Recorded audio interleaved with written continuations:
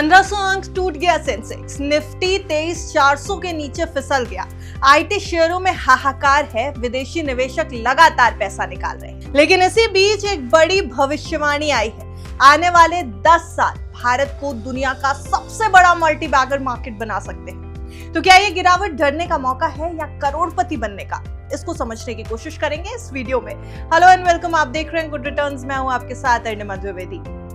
12 मई 2026 को भारतीय शेयर बाजार में जबरदस्त दबाव देखने को मिला है। सेंसेक्स करीब 1500 अंक टूट करके क्लोजिंग देकर गया और निफ्टी 23,400 के नीचे फिसला रहा।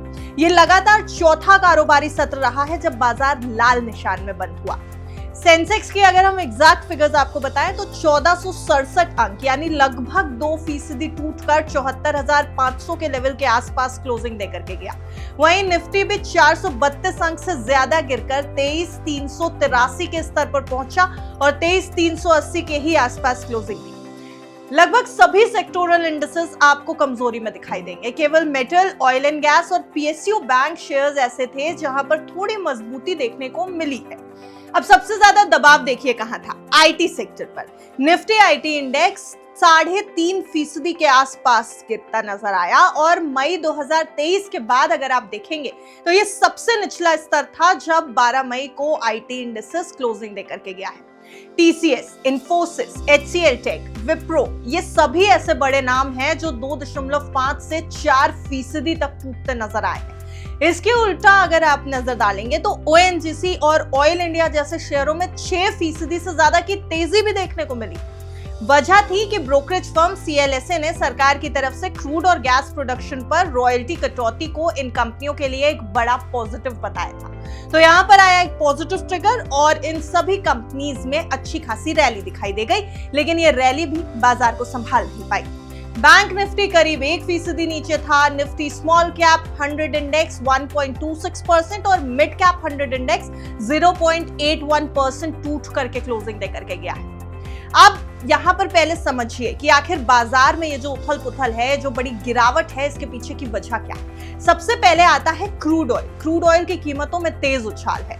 ब्रेंट क्रूड करीब 3.25% चढ़ $106.75 प्रति बैरल तक पहुंच गया है। भारत अपनी जरूरत का एक बड़ा हिस्सा इंपोर्ट करता है, इसलिए महंगा तेल देश की अर्थव्यवस्था पर बड़ा दबाव बढ़ाता है। इससे महंगाई, कंपनियों की लागत और ग्रोथ पर असर पड़ने का डर बढ़ चुका है बाजार। अब आते हैं दूसरे कारण की तरफ, अमेरिका ईरान के बीच का तनाव। अमेरिकी राष्ट्रपति डोनाल्ड ट्रंप के बयान के बाद एक बार फिर से मिडिल ईस्ट को लेकर के चिंता बढ़ गई है। उन्होंने कहा है कि ईरान के साथ सीजफायर सबसे कमजोर स्थिति में है। निवेशकों को अब इस बात का डर है कि अगर तनाव लंबा चल गया तो ग्लोबल ऑयल सप्लाई एक बार फिर से अफेक्ट हो जाएगी और इस बार असर भारत पर भी पड़ेगा। अब तीसरी बड़ी वजह आईटी शेयर्स के भारी बिकवाली है।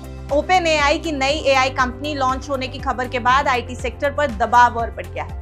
निवेशकों को इस बात का डर है कि आर्टिफिशियल इंटेलिजेंस की वजह से ट्रेडिशनल आईटी बिजनेस मॉडल पर बड़ा असर पड़ने लगा।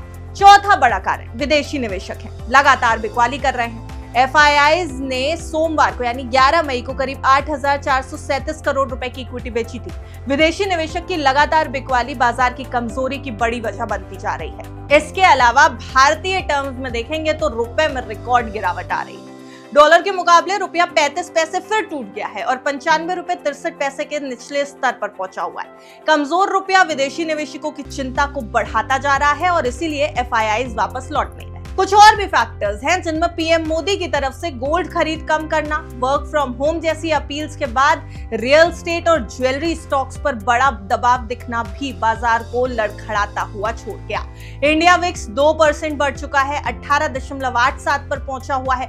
बाजार में बढ़ती अनिश्चितता को ये इंडेक्स दिखाता है। अनसर्टेनिटी कितनी है बाजार में, आप समझिएगा।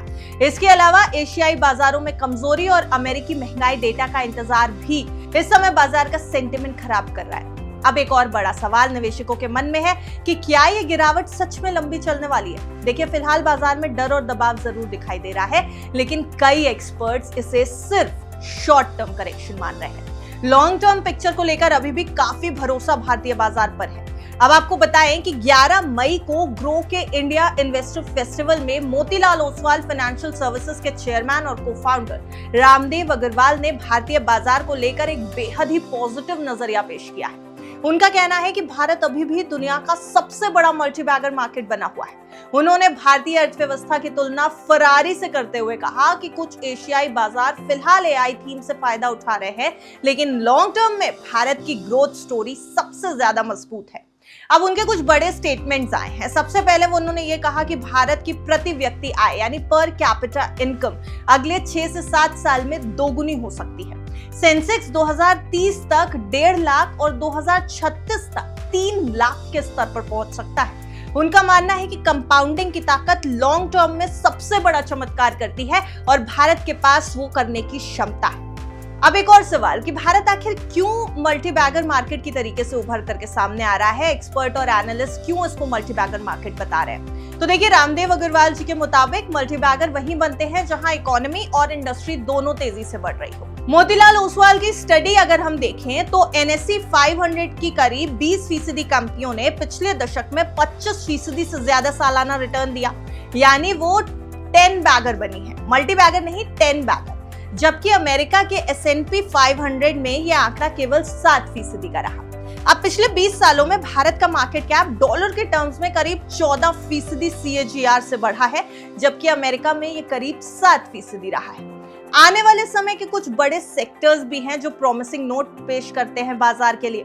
Capital market ecosystem. देश में डीमैट अकाउंट्स की संख्या 22 करोड़ पार कर चुकी है। अनुमान है कि 2031-32 तक ये नंबर 50 से 60 करोड़ तक पहुंच सकता है। अब इसका फायदा ब्रोकिंग, एक्सचेंज, एसेट मैनेजमेंट और वेल्थ प्लेटफॉर्म कंपनीज को मिल सकता है। इसके अलावा क्विक कॉमर्स। रामदेव अग्रवाल ने क्विक कॉमर्स सेक्टर की तुलना शुरुआती टेलीकॉम इंडस्ट्री से कर दी।